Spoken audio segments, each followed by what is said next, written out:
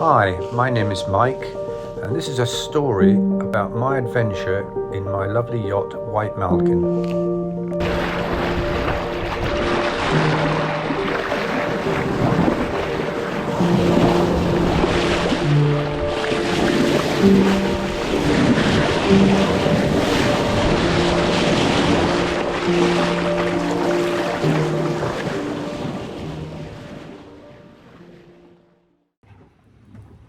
Good morning. It's Friday the 26th of July and just departed Porto Santo for LaPalma Canaries. I'll just show you the there we are. Say goodbye. Nice little island. Not a lot to do, but in some ways that's a good thing. Helps you rest. Fantastic. Nice beaches, beautiful beaches in fact. And yeah, I would go back again. I'd recommend people going there. Very, very nice indeed. So, where are we on the chart? Okay, where are we going? This is this is where we are. There we go. That's where we are in the little red arrow, and we're going to the end there at LaPalma, and this is the route which I downloaded from this bad boy, which incidentally is faulty, and after all that pain of checking and trying and more permutations than that, it's now been agreed that it will be replaced with one that works properly. It's this little button here doesn't work. That's the button that doesn't work, and you have to use this antenna, which is also a switch, which you shouldn't need when it's parked in this in its bulkhead position. So there we are. That's the chart plotter. I don't know if you can see that, by the way, but so that's where we are now. We've got about 13-14 knots of breeze average, and we're going all the way down to where are we going? All the way down to there, LaPalma. So it's all a bit big really for that scale, so just believe me. The wind, a slight delay to departure. Early this morning I downloaded a forecast, and there's a thunderstorm out there well to the west of us, which is where it will remain, I think, and so I thought, well, let's just delay it for a little while. Oops. And so we've delayed it just for a little while. It's nice and warm. It's very warm, in fact. And we're doing quite well, just over 6 knots with that sort of breeze, which is not bad for this type of boat. And yeah, so I'll keep you updated on the journey. It should take, incidentally, just about 2 days, 2 and a bit days maybe. But we'll just have to see. Take it from there. Cheers, bye. Good morning. It's the 28th of July, and just made landfall LaPalma in the Canary Islands after about a 2-day. By the time we get there, it'll be 2 and a bit days. Two days, probably 3 hours or something like that. Passage. And from Porto Santo, and yeah, no, it's been quite an interesting night. It's been very rocky, very rolly, and the wind's been absolutely a pain in the backside, because that's what it's been. It's been right at the back of us all night, and I made a decision all day yesterday. In fact, most of this voyage we've been wing on wing with the Genoa poled out, but because the wind was getting lighter and lighter and lighter as we were coming through, and I didn't really want to start changing the pole over in the dark on my own, so I thought, no, what I'll do is I'll take it down and we'll just guide the main, which was okay for quite a while because we had about 16-17 knots of breeze. But gradually that's gone, and you can hear the engine in the background, of course, and I've been motoring now for about 5 hours now, I needed to run the engine just to charge the battery, albeit that the alternator, I think, has finally given up the ghost. We're gradually getting less and less power out of the batteries. Down now 96%, which is fine. It's great, it's fantastic. 96%, but it's going down and down. It was 97%. It's now only 96. So even with the engine running, it's decided that it doesn't want to play. So getting to LaPalma is a good thing, because that's where White Malkin will stay now until Christmas time. I'm going to try and get her out of the water if I can. If not, she's got a nice marina berth there, so I'm sure she'll be fine. Just show you outside.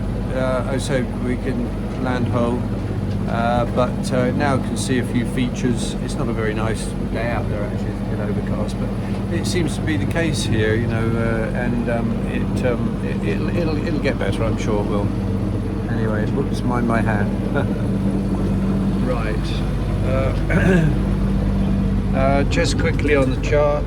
There we go. That's oops. There we are with a little red triangle. And I know it says 14 miles. I shouldn't say that. It's a lot further than 14 miles. About 25 miles now to get to that point there. We have a bit more features on the landscape there. I say plenty of water. Had the same old difficulty with the. I'll turn the tricolour off. Don't need that on now. There you go.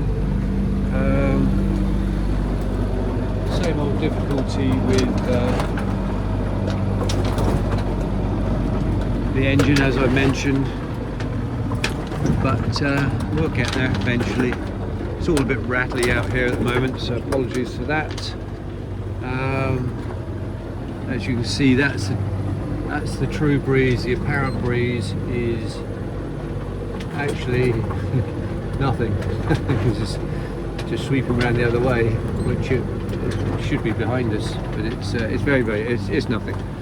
So the echo sounder seems to have come back into life, which is good. I should be glad to get that that replaced with its new innards, which is all waiting for me in the UK, which is good. And yeah, all is well. And there we go, there's LaPalma. It's obviously quite a high island, quite tall. I've never been there before, but I didn't realise it's the one that's had the most eruptions, and it's the one that they fear that will erupt one day, and that'll be with that. Well, all I can say is I hope it doesn't do that while White Malkin and I are there. We'll do our level best. Over in that direction should be Tenerife, but as I say, the weather is it's very grey. Got this great big long swell coming in, but you know, that's what it is. It's the Atlantic swell. But there isn't any wind. It's a bit of a pain. There you go. So, where were we? Oh, there we are. I'm back. I need a shave. Yeah, so I've just had my breakfast, which was very nice. I just used up some peaches I had, and some grapes, and with a yogurt on top. So all very, very healthy, I hope. And yeah, when I get to LaPalma, I should go and have a shave. So there we go. So I'll bid you good morning, and speak to you later.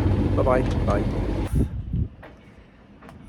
There were 35 knots out there, and not only 35 knots, but onshore. So the entrance is about the size of a postage stamp, and it's onshore, and it's going from, I don't know, 3,000 meters to 130 meters to 80 meters. Anyway, I knew one thing. I knew that if it goes wrong, then it's matchwood. just a load of fiberglass on the shore, because you wouldn't get out of that. You wouldn't get out of that. And the good news is I made it through the, oh, cheers by the way, here's my trusty gin. Yeah, I made it into the marina. And the marina is very interesting here because they've got a gate. And it's a gate that keeps the waves out. Don't know why they actually need it but obviously they know that they do need it. And they have to lower this gate. It lifts and lowers. And they have to lower this gate to get you in. Well, if you think about it, I've got, even inside the harbour, it's blowing about 32 knots from the side this time.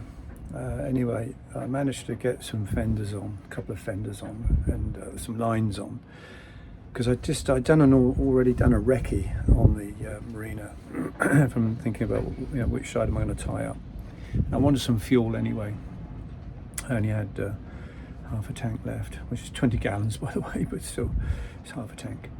And I wanted to fill it up before the departure in January. So anyway, I came in and they lowered the gate just in time for me, which is good. And up the rear of me, there's one of those aluminium triple skin ro-ro ferry thingy wingies. Anyway, that was hooting like hell because his berth is right alongside the gate. Well, that's handy. So anyway, they let me in and he waited, which is good. And I got some fuel, and then they chose a berth for me, which they couldn't have chosen a worse one, but never mind. I'll sort that out when the wind's gone down a bit, because I am going to be here for some time. Not a matter of days, a matter of months. So I want a berth which is a bit more protected than this one. But obviously I won't move the boat in this wind. By Christ, it's blowing out. When you consider that that journey was done in very, very light winds, because it wouldn't have taken us long to get down there with those winds. I was doing 8 knots just under the main, and she just didn't want to stop. But anyway, we're fueled up. I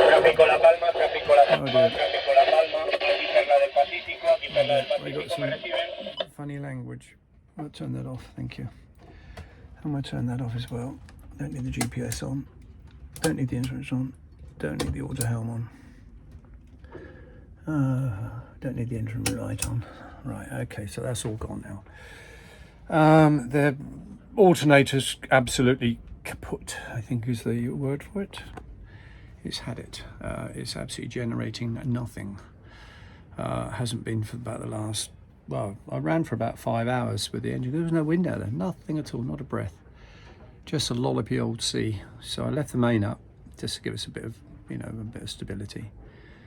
And it was only when I turned to come in here, and I wouldn't like to say it came in, not quite like the Mediterranean when it comes in like a flick of a switch, but it built very, very quickly.